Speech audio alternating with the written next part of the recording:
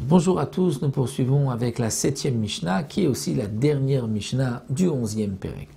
Alors nous avons vu dans la 6e Mishnah une femme qui, normalement après avoir divorcé de son mari, devait attendre 3 mois avant de se remarier pour être sûre qu'elle n'est pas enceinte, pour savoir si ensuite elle, après 7 mois de son deuxième mariage, elle accouche, est-ce que c'est l'enfant du premier ou du deuxième mari?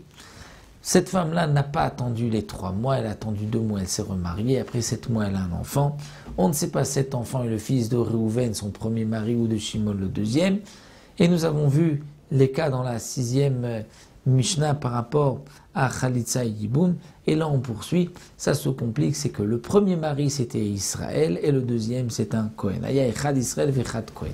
Et cet enfant on ne sait pas s'il est fils de Réhouven qui était Israël ou fils de Shimon qui est Kohen. Alors, puisqu'il y a un doute, peut-être qu'il est Kohen ou pas, alors on fera toujours la Khumra, Nosei Sharu et la Kohen. Lui ne pourra se marier qu'avec une femme permise à un Kohen. Une divorcée, il ne pourra pas. Venometame Lametim, il ne pourra pas se rendre impur pour un mort, parce qu'il est peut-être Kohen. Vimnitma, s'il s'est rendu impur pour un mort, et Nosfegetar, mais il ne recevra pas Malkout, parce que peut-être qu'il n'est pas Kohen. Venochel Batrouma, il ne peut pas manger de Tourma, peut-être qu'il n'est pas Kohen, qu'il est fils du premier. Vimachal, s'il a mangé, et no Meshalem Keren Vachomish, il ne doit pas rembourser comme tout Israël qui mange le capital plus un cinquième parce qu'il est peut-être Kohen. Venocholek Alagor, il ne recevra pas de Terouma, même s'il ne veut pas la manger, mais il ne recevra pas de Terouma dans les granges parce qu'il n'est peut-être pas Kohen. Ou Mocher Atrouma Vadamim Shelo, si lui a un terrain, il a cultivé, il a eu une récolte, il a prélevé la Terouma, il ne pourra pas la manger, mais il pourra la vendre et il gardera l'argent, puisqu'il va dire cet argent c'est peut-être à moi, puisque je suis peut-être Kohen. Venocholek Bekotche Amigdash, il ne recevra pas les pots d'un korban au Bet Amigdash, puisque peut-être qu'il est le fils du Israël et pas du Kohen. Venotnim le Takodashim, de même on ne lui donnera pas les korbanot, les kodashim, c'est-à-dire comme nous l'avons vu plus haut, la Mishnah nous avait expliqué qu'on ne lui donnera pas à lui des korbanot pour sacrifier, étant donné que nous avons un doute, peut-être qu'il n'est pas Kohen. De même, en motzim et shelo miyado. Mais ce qui est à lui, c'est-à-dire ce qui était de son korban, on ne lui enlèvera pas de son korban. C'est-à-dire dans le cas, le Barthénora nous avait expliqué dans la Mishnah qu'il s'agissait s'il avait eu un premier-né, un Bechor, bien qu'il ne pourra pas le sacrifier parce qu'il y a un doute peut-être qu'il n'est pas Kohen, mais malgré tout, il pourra le garder, on attendra que la bête ait un défaut, il pourra lui la manger. Ou Patoum Nazrol Chemekeva, lorsqu'il va égorger une bête, il est dispensé de faire le cadeau au Kohen du bras, de la joue et de la panse, parce qu'il est peut-être lui-même Kohen, donc il va dire à vous d'apporter une preuve que je ne suis pas Kohen. Ou Proro Chistaif, s'il a un premier-né, alors il attendra qu'il ait un défaut pour pouvoir le manger, il ne pourra pas le sacrifier puisqu'il n'est peut-être pas Kohen. On lui donnera les chumrot du Kohen, les chumrot du Israël, comme nous l'avons vu plus haut.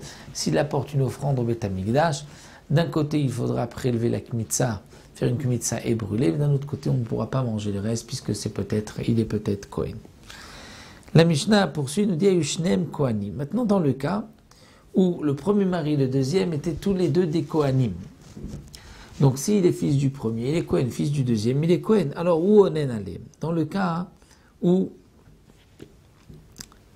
un des deux ou les deux vont décéder, où onen alem? Lui, un des deux décède, il sera onen alem, c'est-à-dire que le jour de leur décès, il ne pourra pas travailler au Beth Amikdash puisque peut-être qu'il est le fils donc de Reuven ou de Shimon qui sont Kohanim, Ven onenim alav, et eux seront aussi onim alav, c'est-à-dire que si lui meurt, aussi bien Reuven que Shimon ne pourront pas ce jour-là travailler au Beth Amikdash puisque chacun se dit c'est peut-être son fils qui est mort.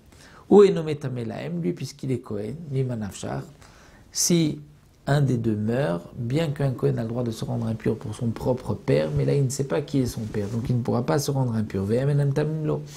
Eux non plus, bien qu'un Kohen peut se rendre impur si son fils est décédé, Mais eux, ils ont tous les deux un Safek, peut-être que c'est leur fils, peut-être que ce n'est pas leur fils. On ne sait pas c'est le fils de qui. Ou Eno Yoresh Otam, lui, il ne pourra pas hériter ni de l'un ni de l'autre. Donc ça, c'est aussi dans le premier cas, ce n'est pas seulement s'ils sont Kohanim, même s'ils ne sont pas Kohanim, lui, le Safek, ne pourra pas hériter, puisque les autres héritiers vont leur dire « apporte une preuve que toi, tu es l'héritier de l'un ou de l'autre ». Avalem et Yorshimoto, si lui décède, ils pourront, eux, être Yorshim hérités, puisque, qu'est-ce qu'on va dire, donc les deux ensemble, ils vont partager, personne ne sera là pour dire « non, vous ne pouvez pas prendre, puisque lui est mort, eux sont les héritiers, donc ils vont se partager. » De même, un homme qui frappe son père ou qui maudit son père est chayav mita. Là, il sera dispensé s'il frappe ou il maudit l'un ou l'autre parce qu'il ne sait pas qui est son père. Là, on revient. Si les deux sont Kohanim, donc nous avons vu que lui, Miman Afshach, il est Kohen. Donc quand est-ce qu'il va servir au Beth Amikdash? Il pourra servir au Beth Amikdash aussi bien dans le Mishmar de l'un que le Mishmar de l'autre. C'est-à-dire que si, comme nous savons que les Kohanim sont divisés en Mishmarot, chaque Mishmar travaille une semaine au Beth Amikdash, lui pourra aller au Beth Amikdash dans le Mishmar de Reuven, dans le Mishmar de Shimon, et